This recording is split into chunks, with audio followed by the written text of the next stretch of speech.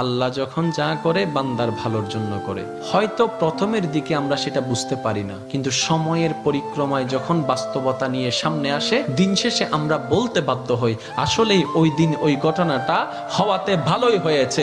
আল্লাহ কখনো বান্দার ক্ষতি চাই না।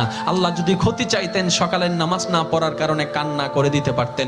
যদি আল্লাহ ক্ষতি চাইতেন দুপুরে নামাজ না পড়ার কারণে ল্যাংড়া করে দিতে পারতেন।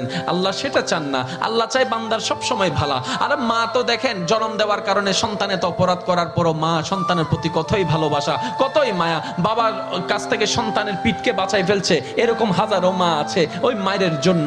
কিন্তু আল্লাহ পাক রব্বুল আলামিন বান্দার উপর কতটুক ভালোবাসে দিয়েছেন সেটা আমরা বান্দারা বুঝতে পারি নাই বলে শয়তানের ফাঁদে বারবার পা দিয়ে আটকাই যাচ্ছি। মনে রাখবেন, মনের মধ্যে কথাটা বসাই ফেলবেন, আল্লাহ যখন যা করে বান্দার ভালোর জন্যই করে। একদিন না একদিন সেই ভালোটা আপনার বিবেকে এবং মনে প্রমাণ হয়ে সামনে চলে আসবে। আমি বুঝাতে চাচ্ছি আমাদের সাথে সবচেয়ে কানেকশন কার বেশি ভালো থাকতে হবে, বান্দা হিসেবে আল্লাহর, উম্মত হিসেবে নবী রাহমাতুল লিল আলামিনের।